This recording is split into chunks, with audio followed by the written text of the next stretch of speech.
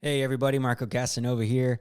I'm stepping in for Andrew this morning. So if you were expecting him, I'm so sorry to disappoint. Hey, there's this great meditation on giveness. It's called A Meditation on Giveness by Pope St. John Paul II, and it's amazing. And I quote it here. We must understand the term helpmate in its most basic meaning. Woman was given to man so that he can understand himself. And reciprocally, man is given to woman for the same end. They are to mutually affirm each other's humanity, awed by its dual richness. So as a guy whose conflict with SSA ran pretty deep, being truly awed by woman seemed rather impossible. My persistent struggle reinforced just a familiar disappointment. And I concluded that my gay, quote unquote, self disqualified me. So this familiar temptation quietly disempowered my masculine gift. I needed people outside of me, empowered by Jesus, to help me see reality and renounce the lie that my same-sex attractions were, well, me, my state in life, my immutable whatever. Yet, my body speaks differently. It orients me towards the other. Married or not, making peace with the opposite sex is the ultimate goal of chastity. Go to the Catechism, paragraph 2337. The work of chastity prepares me for union with God in heaven. Catechism 2347. God trains me by calling me into communion with the other, a partnership that bears his image. I bear God's image not so much in a moment of solitude, but in the moment of communion. JP2, making reference to Genesis 1:27.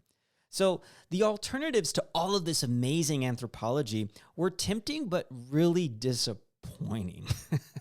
The worldview that God allowed gay concupiscence for my good, which then ordered me to forced celibacy, is in truth frustrating and sourced in a flimsy anthropology and spirituality.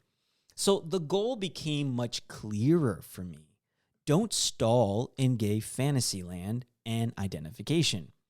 Instead, I needed to ask the hard questions. Why am I allergic to healing in my sexual brokenness? Do I mistrust God to help me? Do I feel threatened by other guys while at the same time drawn to them sexually? Why am I tempted to bypass woman as worthy of my attention and or pursuit? Do I fear rejection? Am I afraid that my history of struggle disqualifies me from being received by a woman? Do I feel locked into gay celibacy because it'd be too costly to take another way? These challenging moments became opportunities for further maturity and healing.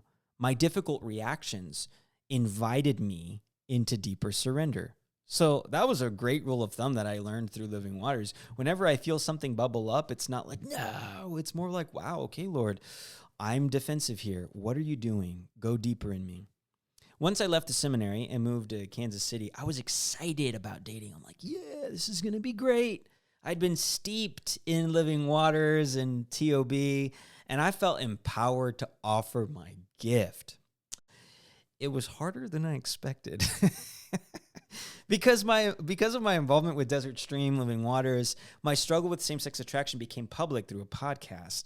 And some women I tried to pursue weren't really open to my admittedly broken gift. Gift giving necessitated a certain fortitude. Just because my gift wasn't received didn't mean that I wasn't a good gift. And I needed Jesus' mercy to wash me from that familiar disappointment and to help me get back up again and again. So my masculine sexuality has power to empower. I had the duty and privilege to dignify women all around me. I wanted her to be better off because of me, whether a colleague, a friend, family member, future girlfriend. She needed me just as much as I needed her. John Paul II goes on to say this, and I quote, "Within the orbit of your manhood, woman should find her way to her vocation and sanctity. Perhaps God wills that it be you who is the one who tells her of her inestimable worth and special beauty. Wow, that's amazing. Those of us who struggle with same-sex attraction or LGBTQ identification need healing. We do. We need healing. We need to reclaim that. Not like, no, that's conversion therapy. You need healing. I need healing. The outcome, deeper freedom to be a man for woman, woman for man. Without the healing work of Jesus, we stall in our untapped potential. Everybody has the capacity for this freedom. More eager to dignify her for her sake than to sweep a bride off of her feet, I met Anya, my wife, when I least expected it. It was crazy. We grew to be fascinated by the dual richness of our lives together. Our histories of sexual brokenness became mutual awe. Our gifts found home in each other and became more defined by fulfillment than frustration. Anya helps me grow in the ability to dignify her and others. Are you in awe of the other?